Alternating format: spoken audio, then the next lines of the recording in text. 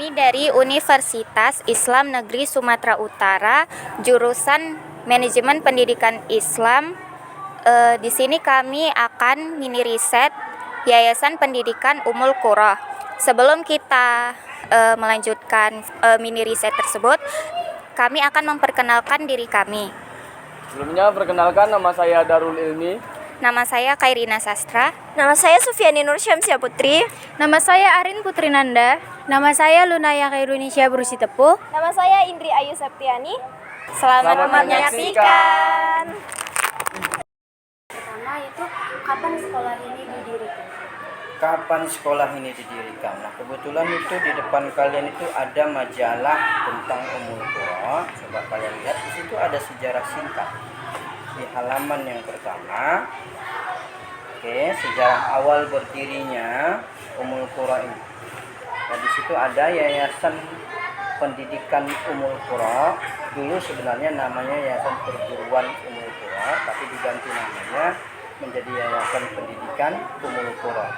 Nah, yayasan ini sudah berdiri dari tahun 1983 di bulan September tanggal 3. Ya, tanggal 3 bulan September 1983, yang bertempat atau beralamat di Jalan Pasar 7 Tengah, nomor 126 Tembung.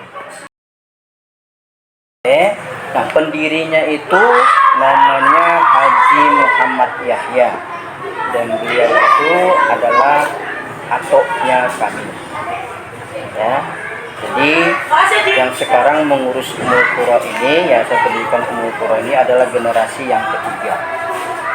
Nah, generasi yang ketiga, generasi pertama itu dimulai dari yang atok kami itu Haji Muhammad Yahya. Kemudian generasi yang kedua, kami punya orang tua, ya, semuanya sudah dipanggil sama Yang Maha Kuasa. Nah, sekarang ini kamilah yang generasi cucunya, generasi yang ketiganya untuk mengurus Yayasan Pendidikan Ummul Qura. Jadi tahun berdiri itu sudah lama. Karena kemarin kami di bulan November tanggal 16 kemarin kita mengadakan yang namanya acara milad yayasan yang ke-40. Ya, baru saja kemarin kita menyelesaikan itu, merayakan hari milad yayasan itu dengan kita, biasa itu acara setiap tahunnya kita adakan. Untuk menyambut hari milad yayasan ini, agendanya itu selain untuk memperingati hari ulang tahun pendirian yayasan, tapi kita juga buat yang namanya semacam kompetisi lomba antar sekolah-sekolah. Jadi kami mengundang sekolah-sekolah luar untuk mengikuti lomba yang kami adakan, mulai dari tingkat RA sampai ke tingkat yang MTS. Karena di sini tidak ada SMA ataupun aliyah. Sini paling tinggi itu jenjangnya jenjang MTS, Madrasah Sanawiyah.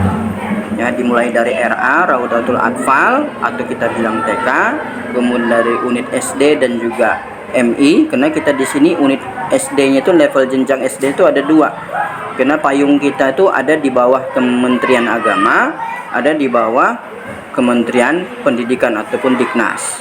Ya, yang Diknas itu namanya SDIT, Sekolah Dasar Islam Terpadu Ummul Qura. Yang di bawah Kemenak itu namanya MI, Madrasah Ibtidaiyah Ummul Qura. Itu yang di bawah Kementerian Agama. Tapi dari segi pendirian izin operasionalnya lebih dahulu yang MI. Kalau yang SD itu baru sudah berjalan yang ke-9 tahun. Kalau yang MI ini dari tahun 98 berdiri. Ya, duluan berdiri itu RA dulu. Duluan berdiri itu TPA dulu, MDA. TPA MDA dulu berdiri, kemudian dibuat RA, diurus surat izin operasionalnya tahun 95 kalau saya nggak salah. Kemudian baru masuk kita ke MI, buka yang namanya surat izin operasional untuk MI. Baru tahun 99 MTS. Baru yang SDIT itu kurang lebih tahun 2000 berapa ya kalau 9 tahun ya. Yang 2024 kurang 9 berapa? 2015. Sekitar 2015. Nah, seperti itu. Jadi kan sekolah ini sudah melakukan acara milad yang ke-40. Jadi apakah bangunan sekolah ini masih mempertahankan arsitektur aslinya atau sudah pernah melakukan renovasi? Kalau dari segi gedungnya, kalau yang sekarang ini yang kalian lihat di bagian depan ini model arsitektur yang lama. Renovnya tuh hanya kita renov renov terasnya sama atapnya kita ganti. Dulu kan masih papan-papan, ya kan, dan sebagian bagian itu masih juga papan-papan waktu dulu awal-awal dibangun ini. Jadi kalau sudah ada perubahan, ada, cuman tidak merubah bentuknya. Bentuknya masih asli seperti itu. Cuman kita ada penambahan gedung, kita beli lagi yang di bagian belakang tanah masyarakat, kita bangun yang itu tadi SDIT itu tadi. Itu ada lagi di gedung di bagian belakang. Kalau yang ini model arsiteknya masih seperti biasa dulu liter L, sekarang pun masih liter L. Jadi belum ada lagi kita melakukan yang namanya perubahan ataupun renov yang besar-besaran, belum. Tapi memang sudah ada wacana seperti itu. Bagaimana perubahan kurikulum di sekolah ini sejak awalnya berdiri hingga saat ini? Kalau masalah kurikulum kita sifatnya dinamis, ya tidak statis. Jadi apa yang diminta sama Kementerian Pendidikan ataupun Kementerian Agama, kurikulumnya seperti A, B, dan C itu kita ikutin. Tidak ada yang kita istilahnya bertahankan kurikulum kita itu AA terus. Jadi kita ikutin perkembangan Kementerian Pendidikannya seperti apa. Kalau KTSP kita ikut KTSP, kalau K13 kita ikut K13, kurikulum merdeka kita ikut kurikulum merdeka. Ini kan belum tahu lagi Menteri Pendidikan yang baru ini seperti apa lagi bentuk kurikulumnya, seperti itu. Intinya kita mengikuti sesuai dengan perkembangan zamannya juga. Jadi kita tidak stagnan, kita sifatnya dinamis. Apa sih Pak tantangan terbesar yang dihadapi oleh para pendidik di sekolah ini terhadap siswa dan siswinya? Kalau tantangan terbesar itu pasti ada perbedaannya antara dulu dengan sekarang. Mungkin kalian juga sebagai mantan murid, ya kan, mulai dari tingkat SD ataupun pasti kalian ada mengalami yang namanya ataupun melihat perbedaan tentang tantangan-tantangan dalam dunia pendidikan itu. Kalau dulu ada bahasa orang, anak murid itu dipukul ataupun dimarahin guru, orang tuanya tidak marah. Malah orang tuanya ikut memarahin anaknya. Karena orang tua dulu menganggap guru itu adalah memang sebagai penerang hidup, pemberi ilmu kepada anaknya. Jadi guru itu memang dianggap sebagai orang tua di sekolah. Orang tua di rumah itu adalah orang tua yang kandung kan. Tapi kalau di sekolah orang tua itu adalah guru. Itu yang dulu, model dulu. Tapi sesuai dengan perkembangan zaman yang kita lihat sekarang ini, ya kalian juga bisa lihat yang sudah viral-viral yang kemarin kan. Jadi bisa saya bilang dunia pendidikan sekarang ini agak miris. Jadi tantangan guru sekarang dalam hal mendidik, karena tugas guru itu bukan hanya mengajar, tugas guru itu yang paling utama itu adalah mendidik. Apa yang dididik adalah akhlak dan juga karakter siswa itu yang harus dibentuk dan juga dibangun. Nah, di situ tantangan beratnya yang sekarang banyak orang tua yang kadang-kadang pada saat guru mau memberikan pendidikan, ingat ya, pendidikan bukan pengajaran. Kalau mengajar itu beda ya, memberikan materi. Dalam hal memberikan pendidikan, kadang-kadang ada orang tua yang tidak rela anaknya itu disenggol, dicubit sedikit ataupun diberlakukan yang namanya sanksi fisik seperti itu. Padahal sanksinya bukan terlalu berat, biasa. Beda dengan yang dulu kita di rotan pun ya orang tua masih menerima selagi itu halnya mendidik. Memang benar-benar anaknya salah. Nah, sekarang yang miris kan anaknya sudah bersalah, diupayakan bagaimana menyatakan bahwasanya si guru lah yang bersalah, bukan si anaknya. Direkayasa lah kejadian ataupun ceritanya seperti itu. Itu yang kami alamin. Jadi seolah-olah sekarang ini guru merasa semacam ada gap dalam hal dia mau mendidik anak dengan tantangannya terhadap orang tua siswa yang tadi notabene-nya dalam bahasa kita terlalu memanjakan anak. Ya, ini yang kita agak khawatir. Jadi yang kita khawatirkan itu akhirnya guru-guru itu semangat dia untuk mendidik anak itu sudah makin lama makin menipis. Jadi tujuan dia nanti datang ke sekolah hanya sebatas mengajar saja. Mengajar, kasih materi, selesai. Mau kau pintar, mau kau bodoh, itu urusanmu. Nah, itu yang kami tidak inginkan.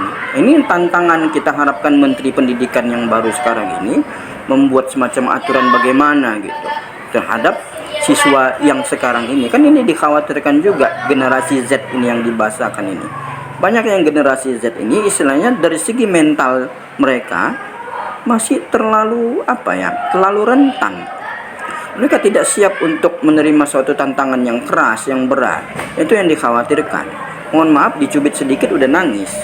Nah, itu yang menjadi suatu titik berat bagi kami sebagai seorang guru, ya, semua tenaga pendidik ini melihat hal seperti itu sangat miris sekali. Ya, jadi itu tantangan berat sebenarnya yang untuk saat ini.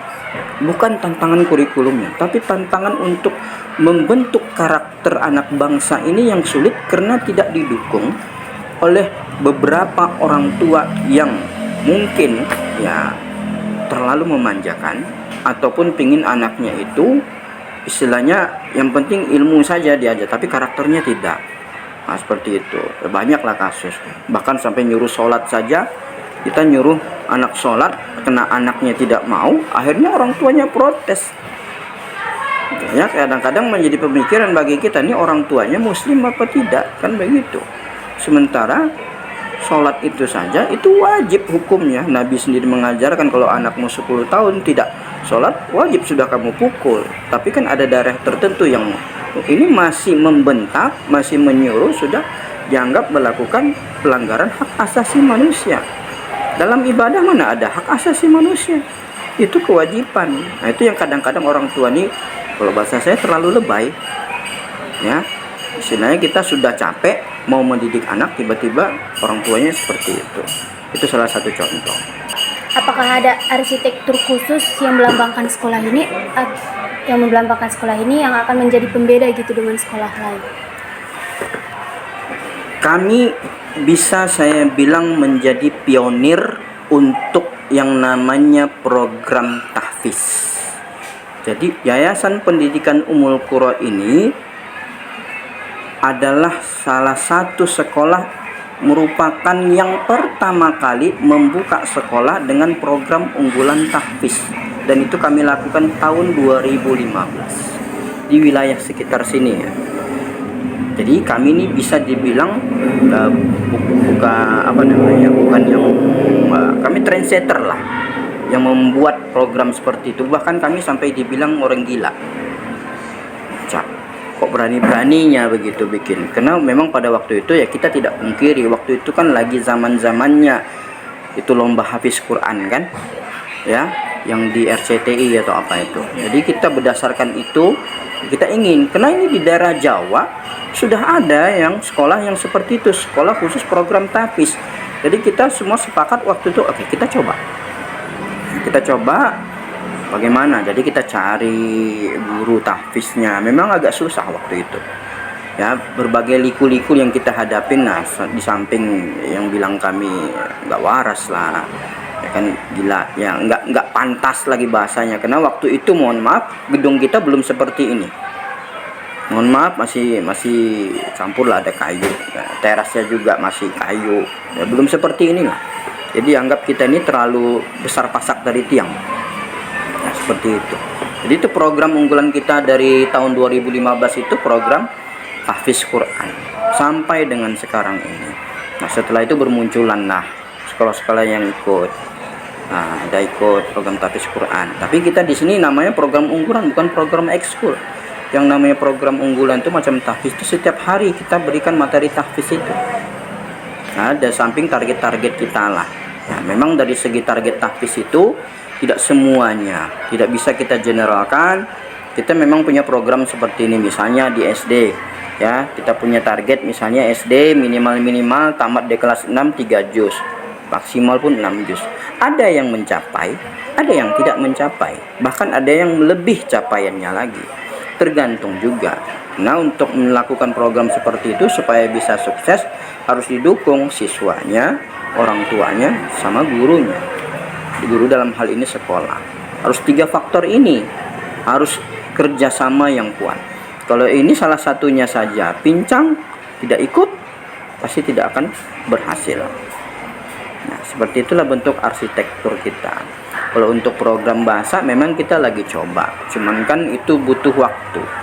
Butuh waktu itu dalam artian, karena saya juga sudah pernah melakukan yang namanya studi banding ya, studi banding di salah satu pesantren. Ya, nggak usah saya sebutkan pesantrennya. Di pesantren itu memang mengkhususkan untuk siswanya itu berbahasa Arab.